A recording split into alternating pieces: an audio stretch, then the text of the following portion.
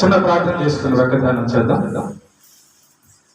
పరలోకమందున మా కన్న తండ్రి, నీ నామమునకు స్తుతి మహిమ ఘనత ప్రభావములు తెలియజేస్తూ ఉన్నాం. మరొక దినాన్ని మాకు అనుగ్రహించినందుకు స్తోత్రాలు. నీ మాటలు మా జీవితానికి ఎంతో మేలు చేసే మాటలు. నేను నీ మాటల ద్వారానే మేము జ్ఞానాన్ని తెలుసుకోగలం. నీ మాట ద్వారానే నాయన సమస్తము మాకు జరుగుతుంది. కాబట్టి ఆ మాటలు ధ్యానింపబోచుండగా అభ్యంతరపరచ చూచే సాతాను దురాత్మ చీకటి శక్తుల ప్రభావాన్ని తొలగించి మీ పక్షాన నీవు నిలబెట్టుకున్న నీ దాసునైనా నేను అల్పజ్ఞుడను, పాపిని, నిష్ప్రయోజకుడను. కేవలం నీ ప్రేమ, నీ కృపతో నీవు నిలబెట్టావు. మా అందరితో మాట్లాడి వినగల చెవులను, గ్రహించగల మనస్సును దయచేయమని ప్రభువైన యేసు క్రీస్తు పేరిట ఈ ప్రార్థన మీకు సమర్పిస్తున్నాము తండ్రి. ఆమేన్. ప్రేమన దేవుని పిల్లరా, మనం గత 3 వారాలుగా యోబు గారి యొక్క జీవితాన్ని మనం ధ్యానం చేస్తూ ఉన్నాం. బైబిల్లో భక్తుల జీవితాలు దేవుడు ఎందుకు రాపించాడంటే, వారు బ్రతికేటప్పుడు ఎలా బ్రతికారు, దాని వలన వాళ్ళకి ఏం జరిగింది అనేది మనం తెలుసుకొని మనం కూడా అలా బ్రతికి దేవుని యొక్క లోకాన్ని చేరాలన్నది దేవుని యొక్క ఉద్దేశం. కాబట్టి ప్రతి భక్తుడి జీవితం మనకు ఆదరణగా, ఆదర్శంగా, మాదిరిగా ఉంటుంది. ఇక యోబు గారి జీవితానికి వచ్చేసేసరికి ఈ 4వ భాగంలో దేవుడిని సంపాదించుకోవడానికి యోబు గారు పడినటువంటి శ్రమ. ఎవరిని సంపాదించుకోవడానికమ్మా? దేవుని. జాగ్రత్త. మనము ధర్మం సంపాదించుకోవడానికి చాలా కష్టపడతాము, ఆశ కలిగి ఉంటాం. మనం మనుషులను సంపాదించుకోవడానికి చాలా ఆశ కలిగి ఉంటాం, కష్టపడతాం. ఉద్యోగం సంపాదించుకోవడానికి, ఈ లోక భౌతిక సంబంధమైనవి సంపాదించుకోవడానికి ఆశ కలిగి ఉంటాము, కష్టపడతాం. అయితే ఇవేవి కూడా మనతో శాశ్వతంగా ఉండవు అని తెలిసి కూడా వాటి వైపు మనము ఎక్కువ శాతం వెళ్ళడం జరుగుతుంది. అయితే దైవ భక్తులు దేవుణ్ణి సంపాదించుకోవడానికి ఎక్కువ కష్టపడినట్టుగా మనం బైబిల్లో చూడగలం. ఎందుకనంటే దేవుడు ఉంటే మనకు అన్ని కూడా ఉన్నట్టే. దేవుడు ఉంటే తల్లిదండ్రులు వస్తారు, దేవుడు ఉంటే భార్య పిల్లలు వస్తారు, దేవుడు ఉంటే ఆరోగ్యం వస్తుంది, దేవుడు ఉంటే సంతోషం వస్తుంది, దేవుడు ఉంటే సమస్తము ప్రాణము వస్తుంది. దేవుడు లేకపోతే మనకి ఏది కూడా రాదు. ఈ సూత్రాన్ని ఎవరు కనుగొంటారో, తెలుసుకుంటారో వాళ్ళు ఖచ్చితంగా దేవుడి కోసం నిలబడతారు. సాతాను దేవుడితో ఒక మాట అన్నాడు. ఏమన్నాడంటే, దేవా, నువ్వు యోబు భక్తుడు అంటున్నావు, యథార్థవంతుడు అంటున్నావు, నీతిమంతుడు అంటున్నావు. అయితే యోబుకు నువ్వు ఆస్తి ఇచ్చినందుకు కదా నిన్ను పూజిస్తున్నాడు, నిన్ను నమ్ముతున్నాడు. యోబుకు నువ్వు ఆరోగ్యం ఇచ్చినందుకు కదా నిన్ను నమ్ముతున్నాడు, నిన్ను వదలకుండా ఉన్నాడు. అయితే నువ్వు గాని ఆస్తి తీసేసి, ఆరోగ్యం తీసేస్తే అప్పుడు చూడు యోబు నిన్ను దూషించి నీకు దూరం అయిపోతాడు అని సాతాను దేవునితో వాదిస్తాడు. అప్పుడు దేవుడు ఏం చెప్తాడంటే, కాదు, యోబు నా కోసం భక్తి చేస్తున్నాడు, నేను కావాలని కోరుకుంటున్నాడు తప్ప ఆస్తి కానీ, కుటుంబం కానీ, ఆరోగ్యం గురించి కానీ కాదు అని వాళ్ళిద్దరి మధ్య సంభాషణ జరుగుతుంది. ఇది మనకు తెలిసిందే, గత వారం కూడా మనము ధ్యానించుకున్నాం. అయితే ఈ వారంలో యోబు గారు దేవుణ్ణి సంపాదించుకోవడానికి పడినటువంటి శ్రమ మనం కానీ ఆలోచన చేయగలిగితే, ఇంత శ్రమ వచ్చినా కూడా యోబు గారు దేవుణ్ణి విడిచిపెట్టలేదా అని మనకు అనిపిస్తుంది. ఓకేనా? అయితే ప్రతి భక్తుడి జీవితంలో, ప్రతి మనిషి జీవితంలో కొన్ని కోరికలు అంటూ ఉంటాయి. ప్రతి మనిషికి కూడా ఏం కోరిక ఉంటుంది?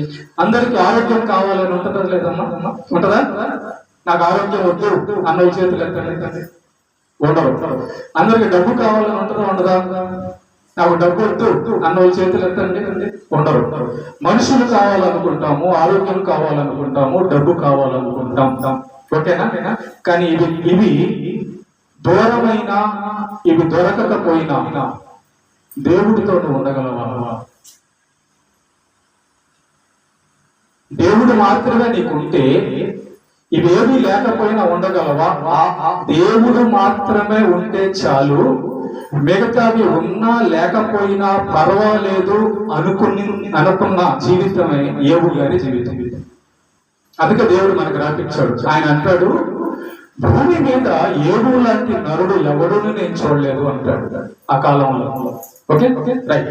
అలాంటి ఏబు గారు కూడా మనిషి అంటాడు. ఏబు గారికి 4 చేతులు 4 కాళ్ళు ఉన్నాయమ్మా?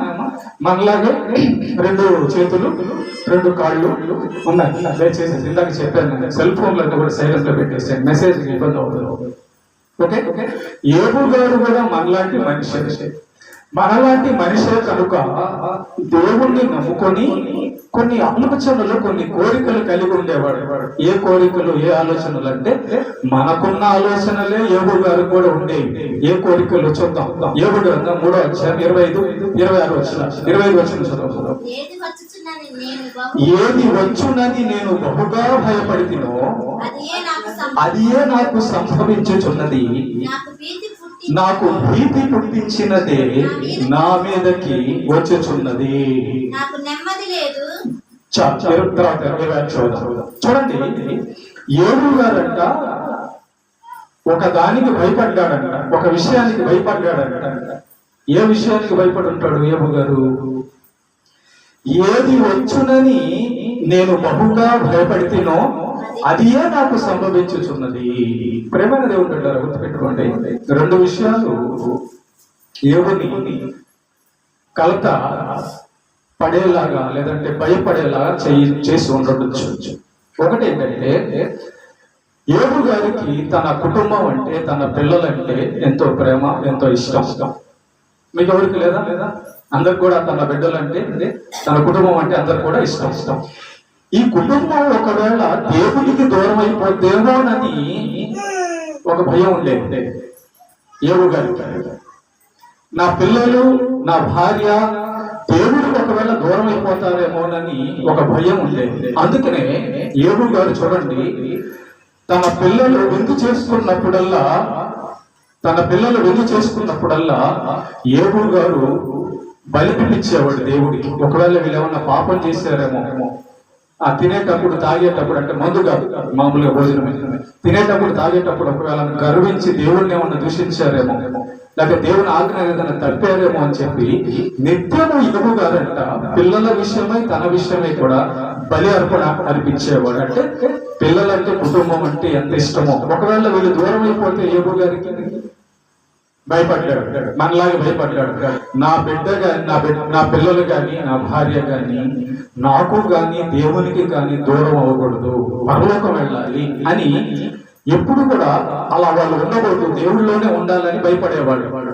అదే వచ్చింది ఏబు గారి దగ్గరికి. తర్వాత మనలాగా ఏబు కూడా మానవ మాత్రుడు కాబట్టి నా ఆరోగ్యం బాగుండాలి, నేను బ్రతికినంత కాలము నా ఆరోగ్యం బాగుండాలి, నాకు ఏ అనారోగ్యం రాకూడదు, ఏ ఇబ్బంది రాకూడదు అని చెప్పని ఏబు గారు భయపడేవాడు. ఒకవేళ ఏదన్నా జబ్బు పడి నేను మంచాన పడిపోతానేమో, ఏదైనా అనారోగ్యం వచ్చి నేను చూడలేకపోతానేమో, ఏదైనా అనారోగ్యం వచ్చి నా కాళ్ళు చేతులు పడిపోతాయేమో, ఏదైనా అనారోగ్యం వచ్చి నేను నా కుటుంబానికి దూరం అయిపోతానేమోనని అనారోగ్యం గురించి కూడా ఏబు గారికి భయం ఉండేది. తర్వాత దేవుడి విషయం కూడా ఏబు గారికి భయం ఉండేది. దేవుడిని నేను ఎప్పుడు కూడా విడిచిపెట్టకూడదు, అలాంటి సందర్భం నాకు రాకూడదు అని భయపడేవాడు. కానీ ఏబు గారి దగ్గరికి అదే వచ్చి ప్రేమ దేవుడు పెట్టారు. గుర్తుపెట్టుకోండి, మన హృదయంలోని ఆలోచనలు, మన అంతరంగంలోని విషయాలు దేవుడికి తెలుసు, అలాగే సాతానికి కూడా తెలుసు. గుర్తుపెట్టుకోండి, సాతానికి కూడా తెలుసు. ఓకే, కనుక ప్రతి మనిషి తన యొక్క హృదయంలో ఏదో ఒక ఆలోచన కలిగి ఉంటాడు, ఏదో ఒక భయం కలిగి ఉంటాడు, ఏదో ఒక విషయాన్ని కోరుకొని ఉంటాడు. సాతానికి తెలుసు, మన బలహీనత తెలుసు, మన బలము కూడా తెలుసు సాతానికి.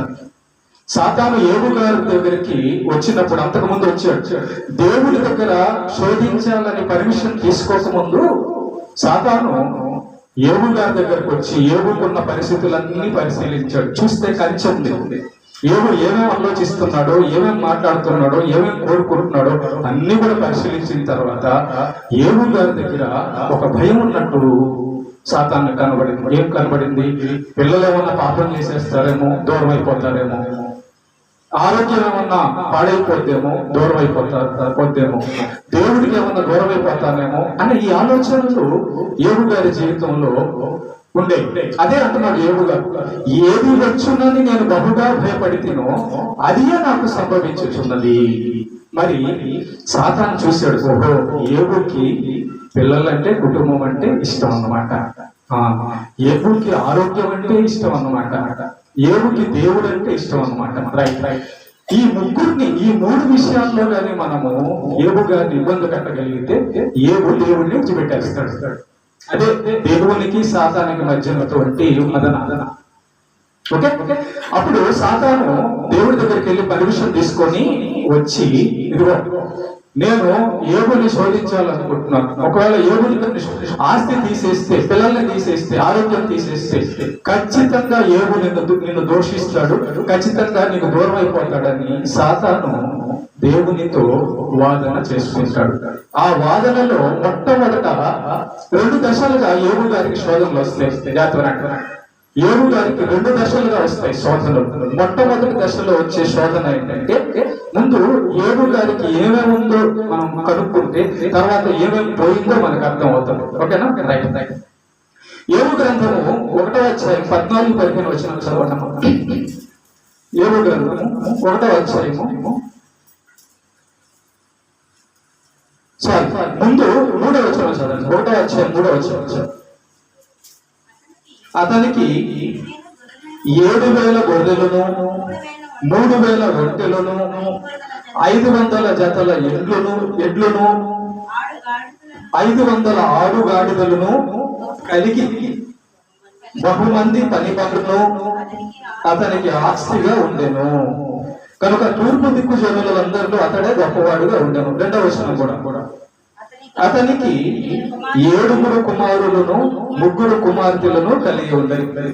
ఇక్కడ మనం కానీ గమనిస్తే 7,000 గొర్రెలు, చిన్నమ్మా 7,000 గొర్రెలు, 1000 ఎద్దులు, 500 గాడిదలు, 3,000 ఒంటెలు, పనివారు యోబు గారి యొక్క ఆస్తి. అలాగే 7 మంది కుమారులు, 3 కుమార్తెలు, 1 భార్య యోబు గారు కొన్నది.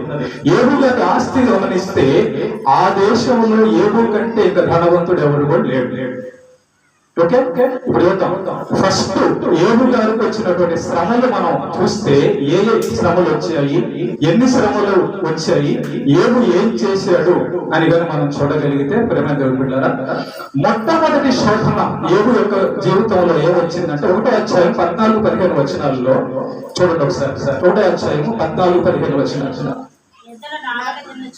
ఎద్దులు నాగలి దున్నచ్చు, గాడిదలు వాటి సమీపమున మేచుండగా షదాయిలు వాటి మీద పడి వాటిని పట్టుకొని పోయి ఖడ్గముతో పనివారిని హతము చేసిరి. అమ్మా, ఎద్దులు గాడిదలు, ఎన్ని ఎద్దులు ఎన్ని గాడిదలు? 1, 2 ఎన్ని ఎద్దులు ఉందా మనం చూసాము? 1000 ఎద్దులు. 500 జతల ఎద్దులు అంటే 1000 ఎద్దులు. ఓకేనా? గాడిదలు ఎన్ని? 500 గాడిదలు, 1000 ఎద్దులు, వాటిని మేపుచున్న పనివారు చంపబడతారు. ఒక 10 రూపాయలు పోతేనే మనకు ఎంతో బాధ అనిపిస్తుంది, ఒక 100 రూపాయలు పోతేనే ఎంతో బాధ అనిపిస్తుంది, ఒక చెవి కమ్మ పోతేనే ఎంతో బాధ అనిపిస్తుంది, ఒక చీర పోతేనే ఎంతో బాధ అనిపిస్తుంది. ఏమండి, ఇక్కడ 1000 ఎద్దులు, 500 గాడిదలు, 7 గాడిదలు, వ్యక్తులు వేరే శతాయులు వచ్చి పట్టుకొని వెళ్ళిపోయారు. చూడండి, ఫస్ట్ శ్రమ, ఫస్ట్ శోధన, ఫస్ట్ కష్టం. ఓకేనా? మైక్ మీ మైక్ ఛార్జింగ్ పెట్టలేదా?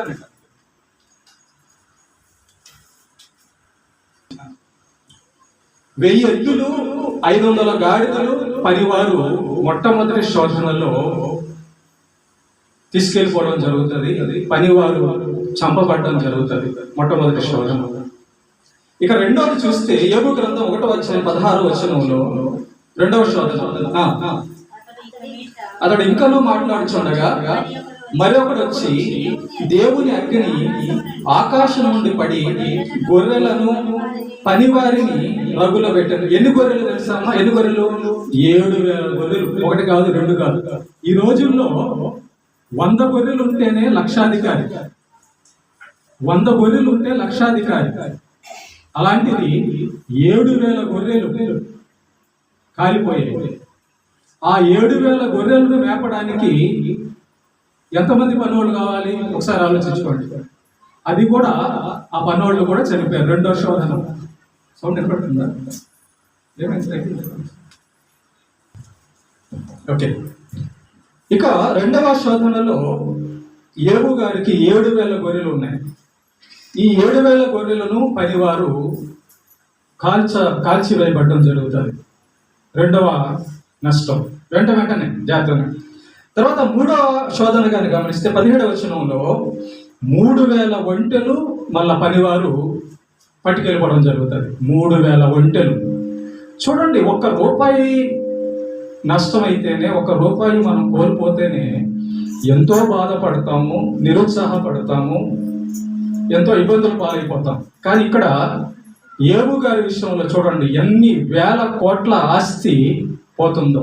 అయినా కూడా ఏబు గారు ఏం చేస్తున్నాడు, ఏబు గారు ఎలా ఆలోచించాడు అన్నది ఏబు గారి జీవితంలోంచి మనం తెలుసుకోవాల్సిన పాఠం. ప్రేమైన దేవుని బిడ్డలారా, చూడండి, మీరు ఆస్తి కోసం దేవుడి దగ్గరకు వస్తుంటే ఆస్తి పోతున్న ఏబు గారు ఎలా ఉన్నారు, ఆస్తి కోల్పోయిన ఏబు గారు ఎలా ఉన్నారు నేర్చుకోవాలన్నది దేవుని యొక్క ఉద్దేశం. మూడో శోధనలో గమనిస్తే 3,000 ఒంటెలు పనోళ్ళు పట్టుకెళ్ళిపోవడం జరుగుతుంది. ఇకపోతే 4వ శోధన 18-19 వచనాలు, 1వ అధ్యాయం. ఏబు గ్రంథము.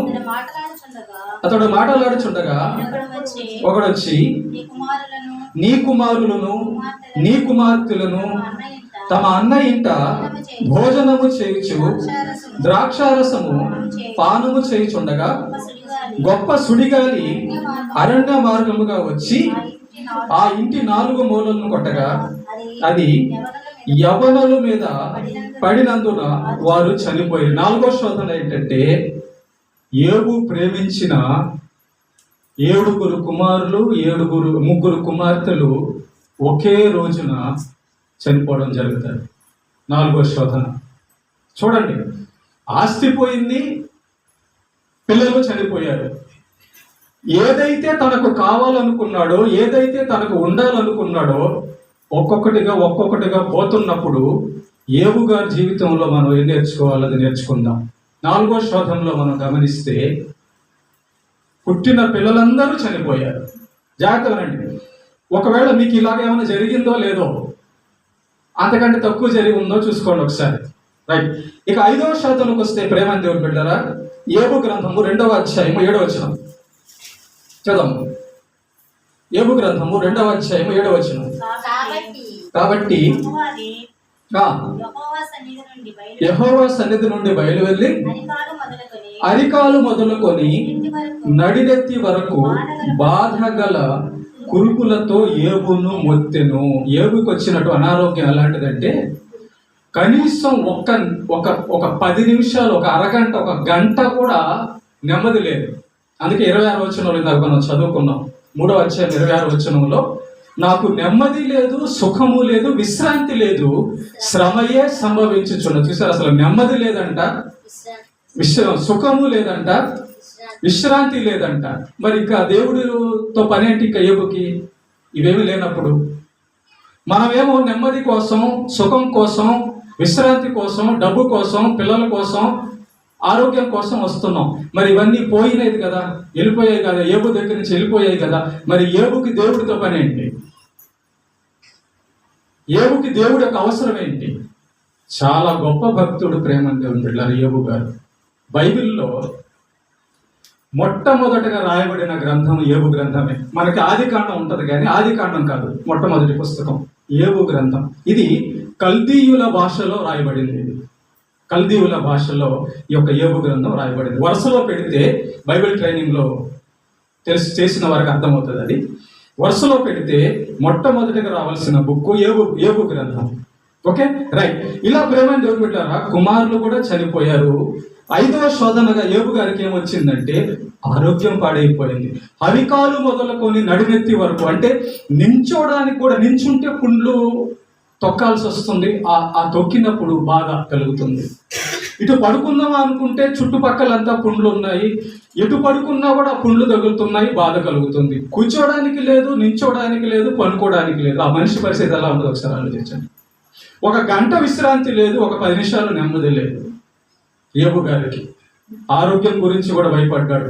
దేవా, నా ఆరోగ్యం బాగా ఉంచయ్యా, ఎప్పుడు నీ కోసం నేను బతుకుతానని చెప్పి మనం చెప్తూ ఉంటాం. అయ్యా, నా పిల్లల్ని బాగు చేయయ్యా, నీ కోసం బతుకుతానని చెప్పి మనం చెప్తూ ఉంటాం.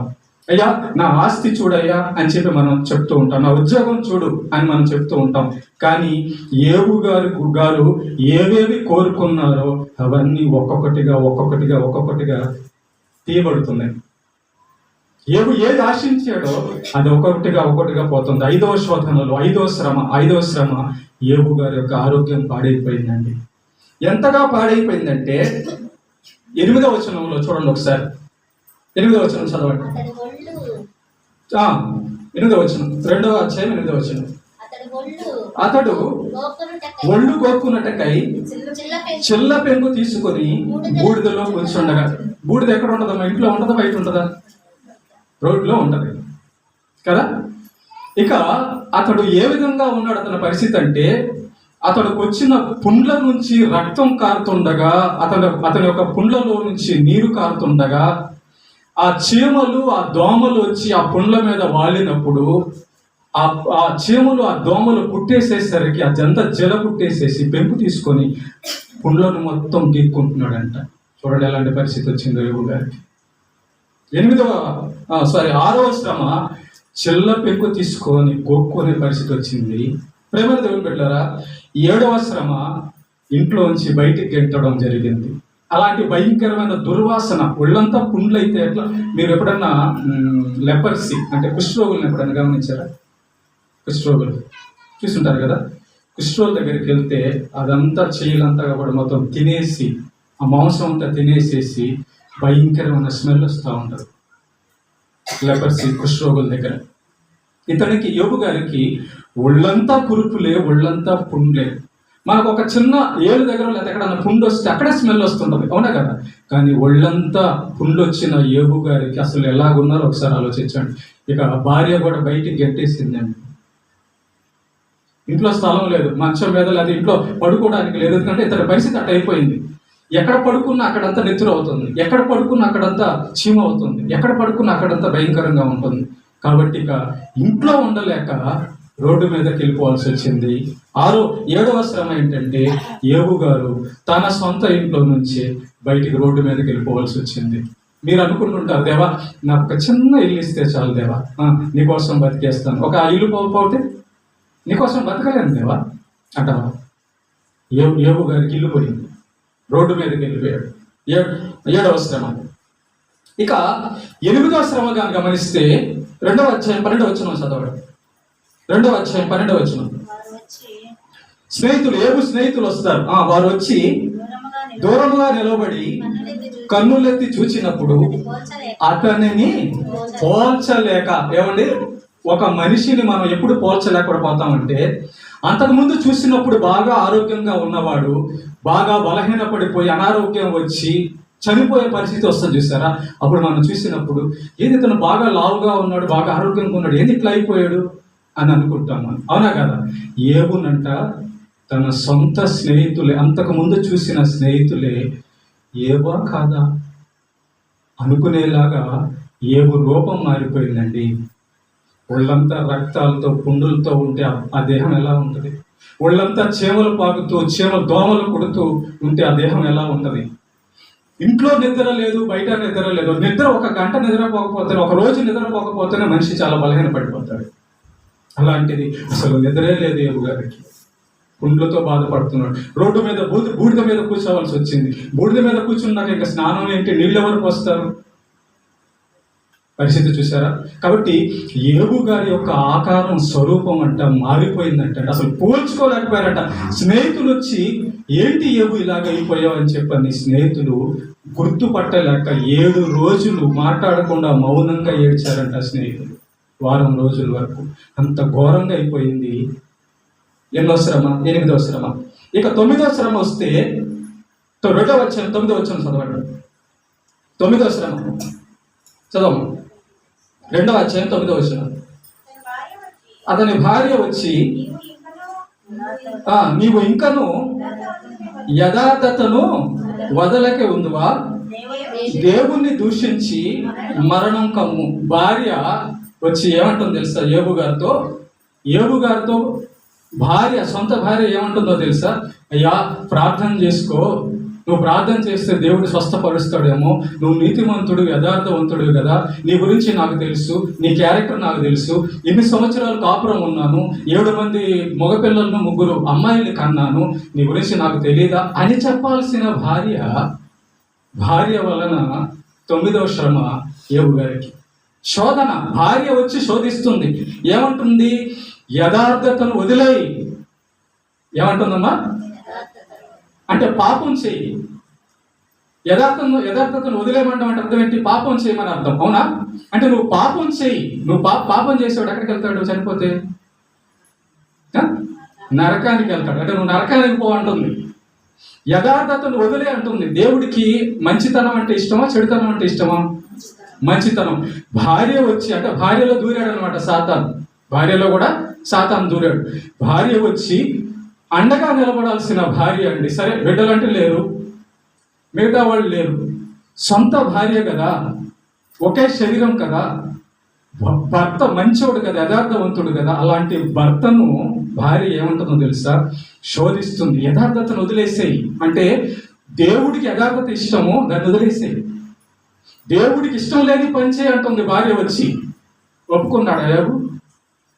నీ భర్త దేవుడికి ఇష్టం లేని పని చేయమంటాడు, చర్చి మానేసేయి. ఈ వారం పోకపోతే ఏం కాదులే, ఏం కాదులే, నా కోసం నా దగ్గర ఉండు, దేవుడి కంటే నేను గొప్పవాడిని అంటాడు నీ భర్త, లేదా నీ పిల్లలు, నీ బంధువులు. నువ్వేం చేస్తావు? సొంత భార్య వచ్చి ఏగుతూ అంటుంది యథార్థత వదిలేసేయి. 2వది దేవుణ్ణి దూషించు. చూసారా ఏమంటుందో భార్య? దేవుని దూషించు, దేవుణ్ణి తిట్టు అంటుంది. వామ్మో, ఎలా మారిపోయింది చూసారా ఏమి? దేవుణ్ణి దూషించి 3వది చనిపో అంటుంది. ఏ భార్య అయినా భర్త బతకాలని, భర్త బాగుండాలని కోరుకుంటారు. ఈ భార్య ఏంటి? యథార్థతను వదిలేసేయి, మంచితనాన్ని వదిలేసేయి, దేవుణ్ణి దూషించు, నువ్వు చనిపో అంటుందంటే యోబు యొక్క భార్యలో సాతాను ప్రవేశించగలిగాడు. యోబు యొక్క భార్య హృదయములో సాతాను ప్రవేశించగలిగాడు. ఇలా సాతాను ఎవరిలో ఉంటాడో వాళ్ళే దేవుణ్ణి దూరం చేసుకోగలరు, దేవుణ్ణి తిడతారు, దేవునికి దూరం అయిపోతారు, పాపం చేస్తారు. కాబట్టి సాతాను యోబు యొక్క భార్యను పట్టుకోగలిగాడు. అంటే యోబు గారి యొక్క భార్యకి దేవుడు అంటే అంత ప్రేమ లేదు, యోబు గారి యొక్క భార్యకి దేవుడు అంటే అంత భయం లేదు, యోబు గారి భార్యకి దేవుడు అంటే అంత నమ్మకం లేదు. కాబట్టి నువ్వు దేవుణ్ణి దూషించు, నువ్వు చనిపో అని అంటుంది. యథార్థతను వదిలేయి అంటుంది. ఎన్నో శ్రమ? 9వ శ్రమ. జాగ్రత్త, ఎన్ని శ్రమలు అయినాయి ఇప్పటికి? 9 శ్రమలు. 10వ శ్రమ చూపిస్తాను మీకు, చూడండి ఒకసారి. యోబు గ్రంథము 12వ అధ్యాయం 4వ వచనం. యోబు గ్రంథము 12వ అధ్యాయం 4వ వచనం. యోబు గ్రంథము 12వ అధ్యాయం 4వ వచనం. నా స్నేహితునికి అపహాస్యాస్పదముగా యోబు యొక్క స్నేహితులందరంట వచ్చి యోబుని ఎగతాళి చేస్తున్నారంట. ఏమంటున్నారా? వింటున్నారా? యోబు గారి గురించి, యోబు పడిన బాధలు. మీకు బాధ వచ్చినప్పుడు అప్పుడు ఎలాగా రియాక్ట్ అవుతారో ఇక్కడ నేర్చుకోవాలి మనం. ఎలా రియాక్ట్ అవ్వాలి ఇక్కడ మనం నేర్చుకోవాలి. ఓకేనా? యోబు గారి యొక్క స్నేహితులంట యోబు గారి దగ్గరకు వచ్చి ఎగతాళి చేస్తున్నారంట. ఓదార్చాల్సిన స్నేహితులు పక్కన ఉండే బలపరచాల్సిన స్నేహితులు అంటున్నారు, నువ్వు ఏదో చేసి ఉంటావు, అందుకే నీకు వచ్చింది. మనలో 99% ఇట్లాగే అంటారండి. ఏదన్నా మనకి బాగలేదనుకో, ఏదన్నా మనకి ఇబ్బంది పరిస్థితి వచ్చింది అనుకో, ఇతను ఏదో తప్పు చేసి ఉంటాడు, ఈమె ఏదో తప్పు చేసి ఉంటాడు, కాబట్టే దేవుడి శిక్ష వేసాడు అంటారు. కానీ యోబు జీవితాన్ని మనం చూస్తే దేవుడే అంటున్నాడు, యోబు నీతిమంతుడు, యథార్థవంతుడు, చెడును విసర్జించిన వాడు. దేవుని యొక్క సాక్ష్యం మనం చూస్తూ ఉన్నాం. కానీ యోబుకు శోధన వచ్చింది. ఎందుకో? మన జీవితాల్లో కూడా ప్రేమైన దేవుడు బిడ్డలారా, దేవుడు మన గురించి సాతాను దగ్గర గొప్పగా చెప్పాలనుకుంటాడండి. దేవుడు మన గురించి సాతాను దగ్గర గొప్పగా చెప్పాలనుకుంటాడు. ఏమని చెప్పాలనుకుంటాడంటే, నాకంటే నా బిడ్డకు డబ్బు ఎక్కువ కాదు, బంధువులు ఎక్కువ కాదు, ఆరోగ్యం ఎక్కువ కాదు, కావాలంటే శోధించుకోపో సాతాను అని చెప్పాలనుకుంటాడు. దాన్ని మనం నిరూపించుకోవాలి ఏబులాగా. ఓకే, ఇక 10వ శ్రమ, సొంత స్నేహితులే ఏబుని ఎగతాళి చేయడం మొదలుపెట్టారు. 10వ శ్రమ. 11వ శ్రమ కానీ చూస్తే 30వ అధ్యాయం 1వ వచనం, 30వ అధ్యాయం 1వ వచనం చదవండి. 30వ అధ్యాయం 1వ వచనం. ఇప్పుడైతే నాకన్నా తక్కువ వయసు గలవారు నన్ను ఎగతాళి చేస్తున్నారు. చూసారా, ఏబు గారి కంటే చిన్న వయసు గల వాళ్ళు, అంటే పిల్లల దగ్గర నుంచి ఏబు గారి కంటే చిన్న వయసు కలిగిన వాళ్ళందరూ కూడా ఏబుని ఎగతాళి చేయడం మొదలు పెట్టారంట. ఏమండి, ఈ కష్టాలన్నీ, ఈ శోధనలన్నీ మనం చూస్తూ ఉన్నప్పుడు మన జీవితాల్లో ఇన్నైతే రాలేదు, మన జీవితాల్లో ఈ విధంగా అయితే రాలేదు, కానీ మనం ఏబు లాంటి భక్తి కలిగి ఉన్నామా లేదా చూసుకోవాలి. ఏమండి, 11వ శ్రమ ఏబు గారి కంటే తక్కువ వయసు ఉన్న వాళ్ళంట ఏబు గారిని ఎగతాళి చేసేవారంట. రోడ్డు మీద ఉన్నాడు కదా, రోగిష్ఠుడైపోయాడు కదా, భయంకరమైన స్థితిలో ఉన్నాడు కదా, ఎవరు లేరు కదా, అనాథ కదా. ఇక ఆ దారిలో పోయేవాడు, ఆ చిన్న పిల్లలు వచ్చి ఆయన మీద రాయి వేయడం, ఆయన్ని ఎగతాళి చేయడం, ఆయన్ని కాలుతో తన్నడం చేస్తా ఉన్నారండి. ఎక్కడ ఏ విధంగా అయిపోయాడు? ఎందుకో తెలుసా? ఇదంతా దేవుని కోసమే. ఓకే, 11వ శ్రమ. ఇక 12వ శ్రమ కానీ మనం గమనిస్తే 42వ అధ్యాయం 11వ వచనం చదవండి. 42వ అధ్యాయం 11వ వచనం. 42వ అధ్యాయము 11వ వచనం. అతని సహోదరులందరూ, అతని అక్క చెల్లెలందరూ అంతకుముందు రాలేదమ్మా. ఈ ఏబు గారికి బాగలేనప్పుడు ఎక్కడున్నారు వీళ్ళంతా? ఏబు గారికి బాగలేనప్పుడు వీళ్ళందరూ ఎక్కడున్నారు? అతని సహోదరులు అంటే అన్న తమ్ముళ్ళు అయి ఉండొచ్చు, అంతేనా? అతని అక్క చెల్లెలు అంటే ఏబు గారికి అక్క చెల్లెలు కూడా ఉన్నారు, అవునా? వీళ్ళు ఏబు గారికి కష్టం వచ్చినప్పుడు లేరంట. చూసారా, మనం చాలా గమనిస్తుంటాం, బెల్లం ఉన్న దగ్గర చీమలు వస్తాయి కదా, అంతేనా? అంటే దాని అర్థం ఏంటంటే, మన దగ్గర డబ్బు ఉంటే, మనం బాగుంటే, మన ఇంట్లో పోలీసు, డాక్టరు, కలెక్టరు ఎవరో ఉంటే మనల్ని జనాలు విలువిస్తారనమాట. అంటే మనం పేదోళ్ళు అయితే, మనం రోగిస్తులైతే మనల్ని ఎవరు చూడరనమాట. ఏబు గారు దేవుని కోసం రోడ్డు మీదకి వెళ్ళి బలహీనుడైపోయి రోగిస్తే ఓదార్చాల్సిన అన్న తమ్ముళ్ళు, ఓదార్చాల్సిన అక్క చెల్లెండ్రు ఏబు గారిని విడిచిపెట్టి వెళ్ళిపోయారు.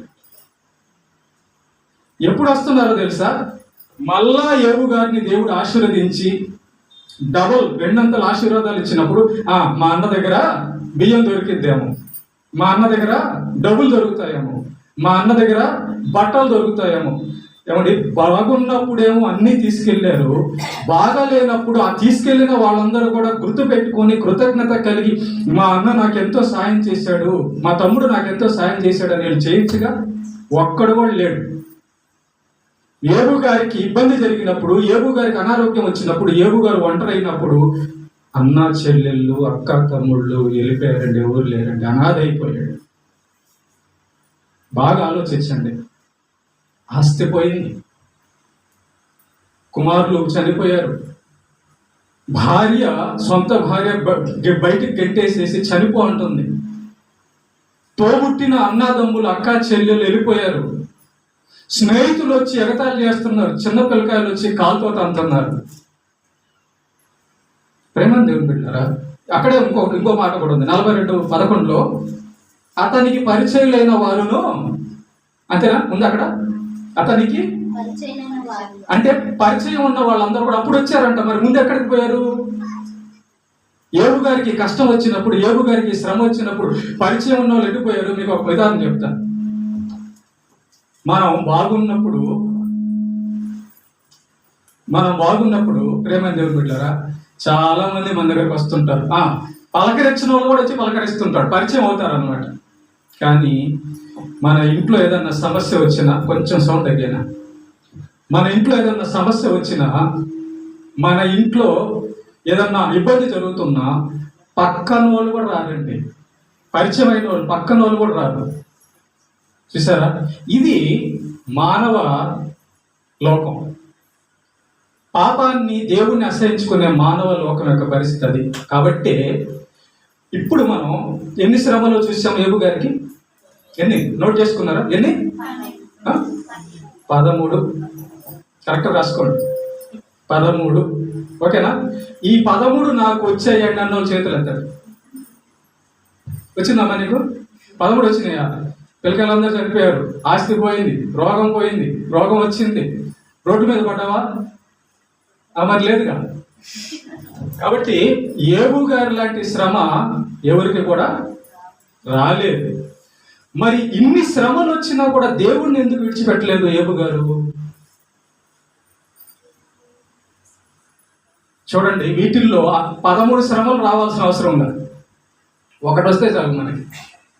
దేవుడికి కూడా దొరకం, అది వారు.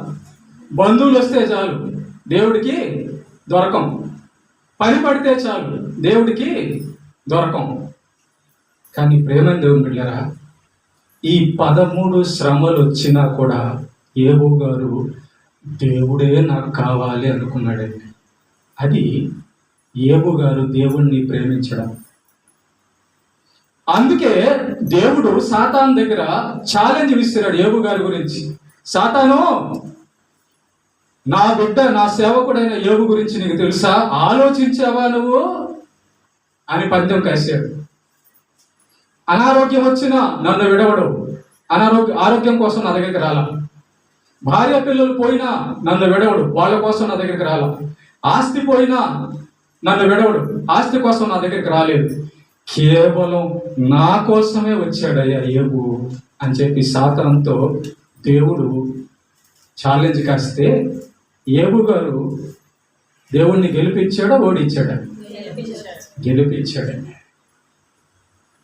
గెలిపించాడు.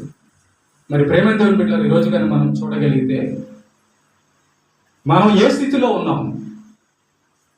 మనం దేవుడి దగ్గరకు వచ్చేదే చాలా మంది దేవుడి దగ్గరకు ఎట్లా వస్తారు తెలుసా? ఆరోగ్యం వస్తే వస్తారు, డబ్బులు ఇస్తే, అప్పులు పోతే వస్తారు, పిల్లలు ఇస్తే వస్తారు. నువ్వు పిల్లలు ఇస్తే వచ్చిన వాడివి, వాళ్ళు ఒకరోజు చచ్చిపోతారు కదా. భర్త, తల్లిదండ్రులు, పిల్లలు ఒకరోజు చనిపోతారా లేదా?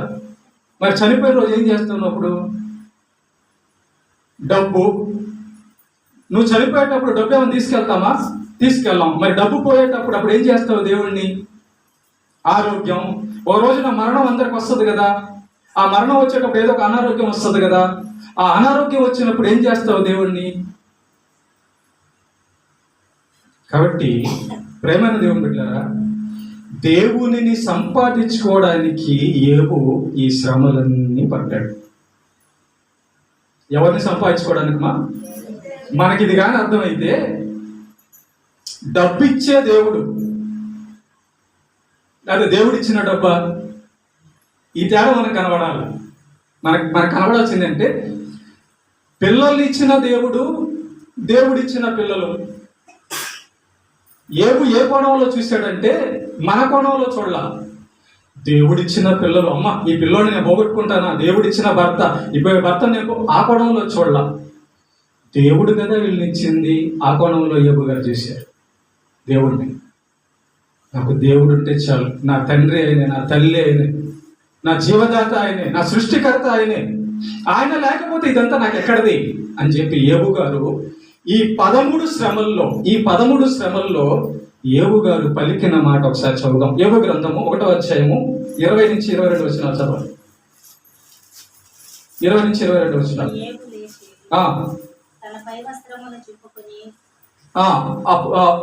యోబు లేచి తన పై వస్త్రమును చింపుకొని తల వెంట్రుకలు గొరికించుకొని నేల మీద సాష్టాంగపడి నమస్కారము చేసి, ఎవరికి నమస్కారం చేశాడు యోబు? దేవుడికి. ఆస్తి పోయినందుక, పిల్లలు పోయినందుక, భార్య పోయినందుక, ఆరోగ్యం పోయినందుక నమస్కారం ఎందుకు చేశాడు చెప్పండి? ఎందుకు చేశాడు నమస్కారం? ప్రేమైన దేవుని బిడ్డలారా, మనకు దేవుడు అర్థమైతేనండి, దేవుని ప్రేమ అర్థమైతే, దేవుని మనస్సు మనకు అర్థమైతే ఆయన కంటే విలువైనది ఇంకేది లేదండి. నేను మిమ్మల్ని అడుగుతున్నాను, ఎంత డబ్బు పెడితే పరిశుద్ధతను కొనగలరు మీరు? ఎంత డబ్బు పెడితే పాపాన్ని పోగొట్టుకోగలరు చెప్పండి? డబ్బు పెడితే పాపాలు పోతాయా? యేసు రక్తము ప్రతి పాపము నుండి మనలను, యేసు రక్తం ఎంత కొనొచ్చు? ఎక్కడ దొరుకుతుంది యేసు రక్తం? యేసు లాంటి రక్తం, పాపము చేయని రక్తం నీకు ఎక్కడ దొరుకుతుంది? పాపాలను కడిగే రక్తం నీకు ఎక్కడ దొరుకుతుంది? దొరకదండి. పరిశుద్ధుడైన యేసయ్య రక్తం మన పాపాలన్నీ కడిగిందే. ఆ రక్తాన్ని మనం అసలు ఏ విలువ కట్టగలము? మనల్ని నరకం తప్పించి ఆ రక్తాన్ని, ఆ దేవుడికి మనం ఏ విలువ ఎంత చెప్పగలం? ఆయన ప్రేమ గురించి, ఆయన కనికరం గురించి, ఆయన సహాయం గురించి. అందుకే ఇదంతా జరిగిన తర్వాత సాష్టాంగ నమస్కారం చేస్తున్నాడు. ముందు కాదండి, ముందు చేశాడు భక్తి, కానీ ఈ 13 శ్రమలు జరిగిన తర్వాత కూడా యోబు గారు సాష్టాంగ నమస్కారం ప్రార్థన చేస్తున్నాడు అండి దేవునికి. సాష్టాంగ నమస్కారం చేసి ఏమంటున్నాడు? నేను నా తల్లి గర్భములో నుండి దిగంబరినై వచ్చి తిని. ఇలా మీలో ఎవరైనా అనుకుంటున్నారా? పోనీ నాకు ఒక మాట చెప్పండి, మీరు పుట్టేటప్పుడు SBI బ్యాంక్ అకౌంట్ తెచ్చారా, ఇండియన్ బ్యాంక్ అకౌంట్ తెచ్చారా? ఏమా సరే, అది కూడా కాదు. పోనీ రోల్డ్ గోల్డ్ నగలు తెచ్చారా, KDM 24 క్యారెట్ గోల్డ్ తెచ్చారా పుట్టేటప్పుడు? అది కూడా కదా. సరే, పోనీ ఇంకొకటి చెప్పండి, మీరు పుట్టేటప్పుడు పోలీస్ ఉద్యోగం తెచ్చారా, గవర్నమెంట్ ఉద్యోగం, డాక్టర్ ఉద్యోగం తెచ్చారా, సర్టిఫికెట్లు ఏమైనా తెచ్చారా? తెచ్చారా? సరే, పోనీ చెప్పండి, మీరు పుట్టేటప్పుడు ఒక 5,000 రూపాయల చీర తెచ్చారా? అది కూడా తెలియదా? ఉంగరాలు, చైన్లు ఏమి తేలా? ఎట్టు వచ్చారు మరి? ఏమా ఉత్త చేతులతో వచ్చారా? మరి ఉత్త చేతులతో వచ్చినప్పుడు నాకు అది కావాలి, నీకు ఇది కావాలి అని దొరకకపోతే దేవుణ్ణి ఎందుకు వదిలేయడం? దేవుణ్ణి వదిలేయడం ఎందుకు? దేవుణ్ణి ఎందుకు వదిలేస్తారు? ఉత్త చేతులతో కదా మనం వచ్చింది. చూసారా జ్ఞానము? ఇంకా మనం కానీ యోబు గ్రంథాన్ని పరిశీలిస్తే చాలా పార్ట్లు అవుతుంది యోబు గ్రంథం. మళ్ళీ మీకు నేను తర్వాత వారాల్లో వివరిస్తాను. యోబుకున్నటువంటి జ్ఞానం అపారం అండి, చాలా గొప్పది అసలు. ఓకే, సాష్టాంగ నమస్కారం చేసి అంటున్నాడు, నేను నా తల్లి గర్భంలో నుండి దిగంబరినై వచ్చి తిని, దిగంబరినై అక్కడికి తిరిగి వెళ్ళలేదను. చూసారంటే దిగంబరి అంటే అర్థం ఏంటంటే ఏమీ లేకుండా వచ్చా. అవును, దేవుడు మనల్ని పుట్టించేటప్పుడు తల్లి గర్భంలో ఆయన ఒక్కడే చూశాడు. ఆయనే తన చేతులతో మనల్ని బయటికి తీసుకొచ్చాడు. దేవుడే మనకు తోడు. తల్లి గర్భంలో ఉన్నప్పుడు అమ్మ కూడా చూడదు, తల్లి గర్భంలో ఉన్నప్పుడు నాన్న కూడా చూడదు, తల్లి గర్భంలో ఉన్నప్పుడు పిల్లలు చూడరు, తల్లి గర్భంలో ఉన్నప్పుడు ఎవరు ఈ లోకంలో చూడరు. కేవలం దేవుడు ఒక్కడే చూస్తాడండి తల్లి గర్భంలో. ఆయన ఒక్కడే తనకు నచ్చినట్టుగా, తన ఇష్టానుసారంగా ఈమె నా బిడ్డ, ఇతడు నా బిడ్డ అని చెప్పి ఎంతో ముచ్చట కలిగి మనల్ని తల్లి గర్భంలో నిర్మించుకొని ఒక సత్యం తెలియడానికి, అరే బిడ్డ, అరే అమ్మా, నేను ఉత్త చేతులతో ఎందుకు పంపిస్తున్నాను తెలుసా? నీకు మొదటి వాడను నేనే, కడపటి వాడను నేనేరా. ఈ లోకంలోకి వెళ్తున్నావు, ఏదైనా కనబడితే దానికి అతుక్కొని పోయి నాకు దూరం అవుతావేమో అని చెప్పని దేవుడు మనల్ని పుట్టించేటప్పుడు ఉంగరాలు, చైన్లు పెట్టడం లేదు. అవునండి, ఎన్ని కేజీల బంగారంతో మనం ఒక మనిషిని తయారు చేయగలం? ఎలాంటి ఉద్యోగం ఉంటే ఒక ప్రాణాన్ని మనం బతికించగలం? ఎలాంటి తల్లిదండ్రులు, భార్య బిడ్డలు ఉంటే మనం బతకగలం చావకుండా? లేదు కదా. కాబట్టి యోబు గారు అంటున్నారు, తిరిగి అక్కడ నేను దిగంబరినై వచ్చాను, అక్కడికి దిగంబరినై తిరిగి వెళ్ళదను. యెహోవా ఇచ్చెను, యెహోవా తీసుకొని పోయెను, యెహోవా నామమునకు స్తుతి కలుగును గాక. చూసారా, ఇచ్చిన దేవుడే తీసుకోవడానికి అర్హత కలిగి ఉన్నాడండి. ఆరోగ్యం ఇచ్చేది ఎవరన్నా? మళ్ళీ ఆయన తీసుకోవచ్చు. అదెట్ట అండి, కుదరదు, తుచ్, నేను ఒప్పుకోను అంటారా? నేను మిమ్మల్ని అడుగుతున్నా, మీరు ఎవరికన్నా అప్పు ఇచ్చారనుకోండి, తిరిగి తీసుకుంటారా లేదా? అమ్మ తూచి కదా, తీసుకోవచ్చా? ఇస్తే మళ్ళీ తీసుకోవచ్చా తీసుకోకూడదా? మరి దేవుడు ఇచ్చాడు, దేవుడు తీసుకుంటాడు. ఏంటదా కదా? దేవుడు ఇచ్చే దేవుడు తీసుకోవడానికి అర్హత కలిగి ఉన్నాడు. మీరే అంటారు, తల్లిదండ్రులు ఏమంటారు, పిల్లలతో అంటారు, రే ఎంత కష్టంతో నేను పెంచాను తెలుసా అంటారు. మరి దేవుని కష్టము, దేవుని యొక్క పను కదా. ఎంత మంచివాడండి యోబు గారు, ఎంత గొప్పవాడండి యోబు గారు కదా. దేవుడు, ఆయనకి కృతజ్ఞత ఉంది. ఏముంది? కృతజ్ఞత అంటే ఏంటో చెప్పండి. కృతజ్ఞత అంటే ఇచ్చిన దాన్ని గుర్తుపెట్టుకోవడం. ఓకేనా? తల్లి గర్భంలో లేదా మన తల్లిదండ్రులకు బిడ్డనిచ్చింది ఎవరు? మనల్ని ఇచ్చింది ఎవరు? దేవుడే ఇచ్చాడా? మనకు ఆరోగ్యం ఇచ్చింది ఎవరు? దేవుడే. భర్తను, పిల్లలను, ఆస్తిని అన్నింటినీ దేవుడే ఇచ్చాడు కదా. మరి ఇచ్చినోడు తీసుకుంటే ఏంటి నష్టం? ఇచ్చినోడు తీసుకుంటే నష్టం ఏంటి? ఆయన ఏం చేసుకుంటాడంటే 500 రూపాయల నోట్లో ఆయన ఏం చేసుకుంటాడంటే మన ఇల్లులు. ఆయన మన ఇంట్లో పడతాడా? పట్టడు. ఆయనకి మన డబ్బులు పనికొస్తాయా? కాబట్టి సత్యం తెలుసుకోండి, ఆయనకి మనం కావాలి, మనకు ఆయన కావాలి. ఏబు యొక్క విషయంలో మనం నేర్చుకోవాల్సిన పాఠ, ఇన్ని కష్టాలు 13 సుమారు, ఇంకా చాలా ఉన్నాయి, టైం లేదు, ఇంకా చాలా ఉన్నాయి. ఇన్ని కష్టాలు పడినా యోబు గారు దేవుణ్ణి ఎందుకు కోరుకున్నారంటే, యోబు గారు దేవుడి కోసమే భక్తి చేస్తున్నాడు. యోబు గారు దేవుణ్ణే ప్రేమించాడు. తల్లిదండ్రులను కానీ, బంధువులను కానీ, ఆస్తిని కానీ, ఆరోగ్యాన్ని కానీ ప్రేమించలేదు. టెస్ట్ చేశాడంటే, దేవుడు టెస్ట్ చేశాడు. తర్వాత కానీ మనం చూస్తే 2 ఆశీర్వాదాలు. 7 మంది పిల్లలు, 3 కుమార్తెలు, 10 మంది పిల్లలు అప్పుడు కదా. మళ్ళా తర్వాత 7 మంది పిల్లలు, 7 మంది మగ పిల్లలు, 3 ఆడపిల్లలు, మొత్తం కలిపి ఎంత అయింది? 20 మంది. డబల్ ఆస్తిని ఇస్తాడు తర్వాత. కాబట్టి మనం ఈ పాఠంలో నేర్చుకోవాల్సింది ఏంటంటే, నీకు దేవుడు కావాలా, మిగతాయి కావాలా తేల్చుకోవడానికి భూమి మీదకి మనం వచ్చాం. ఆ మాట చెప్పి నేను ముగిస్తున్నాను. దేవుడు భూమి మీదకి మనల్ని ఎందుకు పంపించాడంటే, చేపలు ఎగితే బాగుంటుందా, పులుసు చేస్తే బాగుంటుందా అని తెలుసుకోవడానికి కాదు. అర్థమైందా? లేకపోతే ఇదిగో ఈ కొప్పు ఇట్లా పెట్టుకుంటే బాగుంటుందా, అట్లా పెట్టుకుంటుందా అని కాదు. ఈ నగ ఇట్టేసుకుంటే బాగుంటుందా అని కాదు.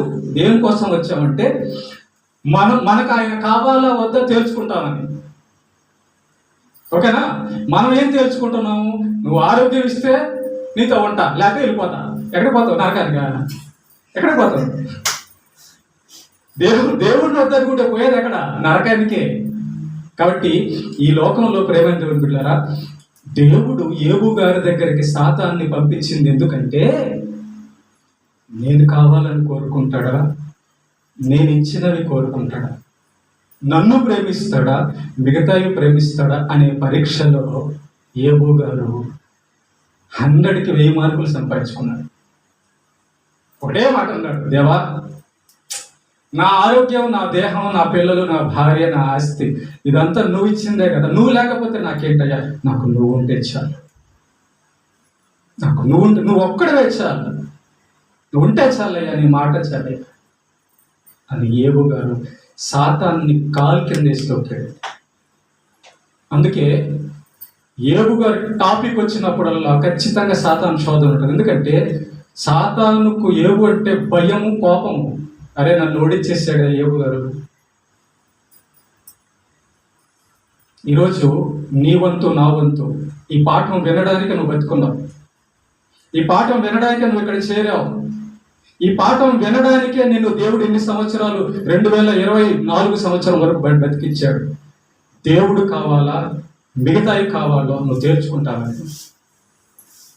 యోబు దేవుడు కావాలని కోరుకున్నాడంటే దేవుడి వైపే ఉండిపోయాడు. అప్పుడు దేవుడు ఏం చేశాడంటే, ఆయన ప్రేమమయుడు కాబట్టి, కరుణా సంపన్నుడు కాబట్టి, తన బిడ్డ బాధపడుతుంటే, తన బిడ్డ ఆకలిగా ఉంటే అన్నం పెట్టకుండా ఏ తండ్రి ఉంటాడండి? కాకపోతే ఒకటి తేల్చుకుంటాడు ఆయన, నన్ను ప్రేమిస్తున్నాడా లేదా, నన్ను ప్రేమిస్తుందా లేదా, అన్నిటికంటే అందరికంటే నన్ను ప్రేమిస్తుందా లేదా అనే పరీక్షలో నువ్వు పాస్ అయితే ఖచ్చితంగా దేవుడిని కన్నా ఆకాశ పక్షులను పోషిస్తున్నాడు అని దేవుడు. అడవిలో పక్షులు జంతువులు ఉంటాయా? ఉన్నాయా ఉండవా? వాటికి అన్నం ఎవరు పెడుతున్నారు? తిండి ఎవరు పెడుతున్నారు? దేవుడే పెడుతున్నారు. కాబట్టి యోబు గారి జీవితంలో మనం నేర్చుకోవాల్సింది ఏంటంటే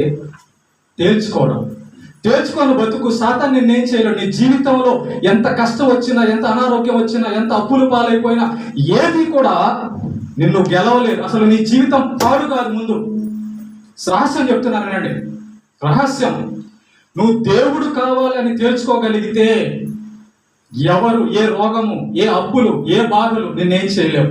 ఎందుకంటే వాళ్ళు వచ్చి చంపుతారు. చచ్చిపోతే ఎక్కడికి వెళ్తావు? పరలోకం వెళ్ళిపోతావు. ఆరోగ్యం లేదు, చనిపోతే ఎక్కడికి వెళ్తావు? పరలోకం వెళ్ళిపోతావు. చదువు లేదు, ఇల్లు లేదు, అందం లేదు, ఆస్తి లేదు, ఏమీ లేకపోయినా దేవుడు ఉన్నాడు అనుకో, లాజర్ లాగా కళ్ళు మూస్తే ఎక్కడికి వెళ్తావు? పరలోకం వెళ్తావు. అదే ధనవంతుడిలాగా అన్ని కావాలని దేవుణ్ణి వదిలేస్తే నరకానికి. ధనవంతుడు ఎక్కడికి వెళ్ళాడు? నరకానికి వెళ్ళాడు. ఇది మనం తేల్చుకోవడానికే దేవుడు మనకి జన్మనిచ్చాడు. మరి మీరు ఎక్కడన్నా విన్నారో లేదో నాకు తెలియదు ప్రేమ దేవుని బిడ్డలారా. తేల్చుకోవడానికే ఈరోజు మీరు ఇక్కడికి వచ్చారు. తేల్చుకోవడానికే ఈ జన్మను పొందారు. మనకు దేవుడు కావాలా? ఈ లోకం కావాలా? మనకు అందం కావాలా? ఆరోగ్యం కావాలా? డబ్బు కావాలా? తల్లిదండ్రులు కావాలా? పిల్లలు కావాలా? దేవుడు కావాలా? తేల్చుకోవడానికే మనం ఈ లోకానికి వచ్చాం. ఒకవేళ మనం ఓడిపోతే దేవుడిని బాధ పెట్టిన వాళ్ళమే. మనం ఓడిపోకూడదు ప్రేమ. మనం గెలిపించాలి. ఏ ఎలాగైతే దేవుడిని గెలిపించాడో మనం కూడా అలా గెలిపిస్తే పరలోకంలో లేపు చెప్పుకుంటాడు. దూతల మీటింగ్లో చెప్పాడు దేవుడు. దేవదూతలు అందరూ వచ్చారు, సాతాను వచ్చాడు. అక్కడ అన్నారు ఎంతోమంది దేవదూతలు ఉన్నారు, కానీ వాళ్ళ గురించి చెప్పాల దేవుడు. యోబు గురించి చెప్తున్నాడు. సాతాను, భూమి మీద ఉన్న యోబు గురించి చూసావు అంటే ఎంత సంతోషపడుతూ చెప్తున్నాడో యోబు గురించి దేవుడు సింహాసనంలో. రేపు నీ గురించి, నా గురించి కూడా అట్లాగే చెప్పుకోవాలి. సాతాను, పలానా గౌరవంలో ఉన్న పలానా ఆమె గురించి తెలుసా నీకు? పలానా అతని గురించి తెలుసా అని చెప్పుకోగలగాలి. రేపు పరలోకి వెళ్ళిన తర్వాత చెప్పుకో, గుండెల మీద చేసుకొని అని చెప్పుకోగలగాలి. నా కోసం బ్రతికేవు బిడ్డ, నా కోసం బ్రతికేవమ్మా, నా కోసం బ్రతికేవు. ఇదండి సత్యము, ఇదండి బోధ, ఇదండి రక్షణ. ఇక మిగతా అన్ని లోకంలో ఉండేవన్నీ 2 రోజులు ఉంటాయి. వాటి కోసం మనం దేవుడిని వదులుకోవడం. అందుకే పౌలు గారు అన్నారు, బ్రతుకుట క్రీస్తే, చావైతే నష్టమా లాభమా? లాభమే. ఎందుకంటే ఏసే దగ్గరికి వెళ్ళిపోతాం. కనుక ఏది మిమ్మల్ని ఓడనివ్వకుండా చూసుకోండి, ఓడించనివ్వకుండా చూసుకోండి. ఆరోగ్యం కోసం బాధపడుతున్నావు, అప్పుల కోసం బాధపడుతున్నావు, ఇంటి గురించి బాధపడుతున్నావు, దేని గురించి బాధపడుతున్నావు, అది నిన్ను ఓడించేస్తుంది. దేవుడి నుంచి దూరం చేస్తుంది. జాగ్రత్త. ప్రేమిస్తే నువ్వు దేవుని బిడ్డవి, నువ్వు దేవుని సొత్తు. నీకోసం ఏసే రక్తం పెట్టాడు, నీకోసం ఏసే ప్రాణం పెట్టాడు. ఆయన్ని సంపాదించుకుందాం. యోబు గారు ఎవరిని సంపాదించుకున్నాడు? దేవుణ్ణి సంపాదించుకున్నాడు.